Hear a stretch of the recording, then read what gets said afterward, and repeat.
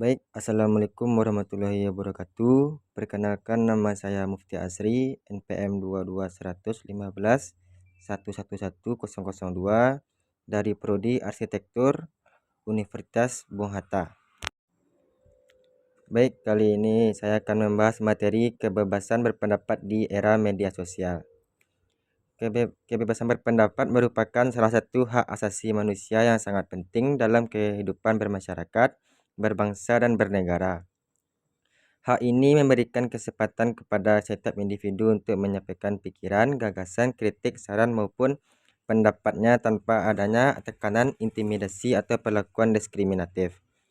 Dalam negara yang menganut sistem demokrasi seperti Indonesia, kebebasan pendapat menjadi salah satu pilar utama yang mendukung terciptanya pemerintahan yang terbuka, transparan, dan bertanggung jawab. Perkembangan teknologi informasi dan komunikasi telah membawa perubahan besar dalam cara masyarakat menyampaikan pendapat. Jika dahulu masyarakat hanya dapat menyampaikan aspirasi melalui surat kabar, forum diskusi, demonstrasi, atau media massa, kini media sosial menjadi sarana yang paling banyak digunakan. Berbagai platform seperti Instagram, Facebook, Twitter, TikTok, YouTube, WhatsApp, dan platform lainnya memungkinkan seseorang menyampaikan pendapat kepada ribuan bahkan jutaan orang hanya dalam hitungan detik. Media sosial telah mengubah pola komunikasi masyarakat menjadi lebih cepat, interaktif, dan tanpa batas geografis. Setiap orang dapat menjadi pembuat informasi, bukan hanya sebagai penerima informasi. Oleh karena itu, kebebasan berpendapat di era media sosial memiliki peran yang sangat penting, tetapi juga membawa tantangan yang semakin kompleks. Namun, kebebasan berpendapat bukan berarti seseorang bebas mengatakan apa saja tanpa mempertimbangkan akibatnya. Setiap pendapat yang disampaikan harus memperhatikan norma hukum, norma agama, norma kesusilaan, serta menghormati hak dan kebebasan orang lain. Dengan kata lain, kebebasan selalu diiringi oleh tanggung jawab. Baik, kita masuk kepada dasar hukum kebebasan berpendapat di Indonesia. Kebebasan berpendapat di Indonesia dijamin oleh berbagai peraturan perundang-undangan, di antaranya 1. Undang-Undang Negara Republik Indonesia tahun 1945 pasal 28E ayat 3 yang berbunyi, setiap orang berhak atas kebebasan berserikat, berkumpul, dan mengeluarkan berpendapat. Pasal ini menegaskan bahwa setiap warga negara memiliki hak konstitusional untuk menyampaikan pendapat. 2. Undang-Undang Negara Republik Indonesia tahun 1945 pasal 28F. Pasal ini memberikan hak kepada setiap orang untuk mencari, memperoleh, memiliki, menyimpan, mengolah, dan menyampaikan informasi melalui saluran komunikasi. Dengan adanya dasar hukum tersebut, masyarakat memiliki jaminan untuk menyampaikan pendapat sekaligus memiliki kewajiban untuk menggunakan hak tersebut secara bijaksana.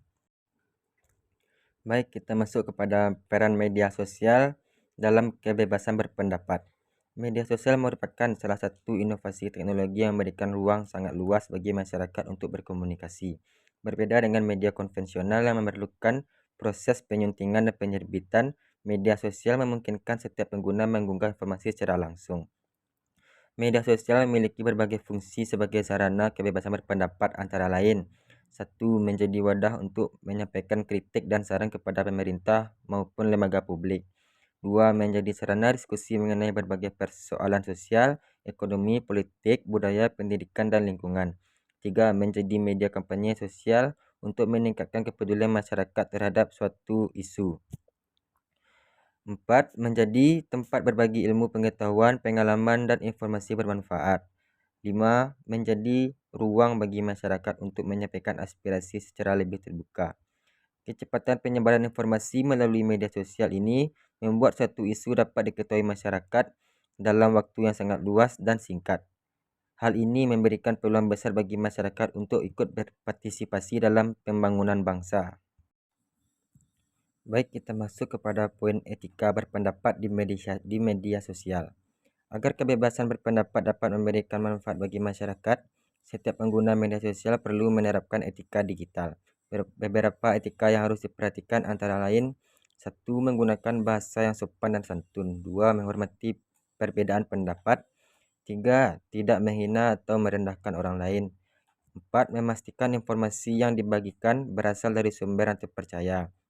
5. Tidak menyebarkan berita bohong atau hoaks.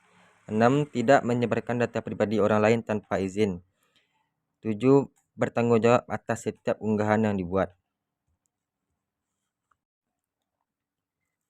Berikut ada contoh penerapan kebebasan berpendapat. Contoh yang baik: 1. Menyampaikan kritik terhadap pelayanan publik disertai fakta dan solusi. 2. Memberikan saran kepada pemerintah melalui media sosial dengan bahasa yang sopan. 3. Berdiskusi mengenai isu pendidikan secara ilmiah. 4. Membagikan informasi yang telah diverifikasi. 5. Menghargai pendapat orang lain meskipun berbeda. Baik, kita ambil kesimpulannya pada kebebasan berpendapat di era media sosial. Kebebasan berpendapat merupakan hak asasi manusia yang dijamin oleh Konstitusi Indonesia dan menjadi salah satu unsur penting dalam kehidupan demokrasi. Kehadiran media sosial memberikan peluang yang sangat besar bagi masyarakat untuk menyampaikan aspirasi, berbagi informasi, berdiskusi, dan berpartisipasi dalam berbagai isu publik. Namun, luasnya jangkauan media sosial juga membuat setiap pendapat memiliki dampak yang besar terhadap masyarakat. Oleh karena itu, kebebasan berpendapat harus digunakan secara bertanggung jawab dengan tetap menghormati hak orang lain, mematuhi peraturan perundang-undangan, serta menerapkan etika dalam berkomunikasi. Pengguna media sosial yang bijaksana akan menciptakan lingkungan digital yang sehat, aman, dan bermanfaat bagi seluruh masyarakat. Baik, sekian yang saya sampaikan. Kalau ada kata yang salah, mohon dimaafkan. Saya akhiri dengan wabillahi taufik wal hidayah. Assalamualaikum warahmatullahi wabarakatuh.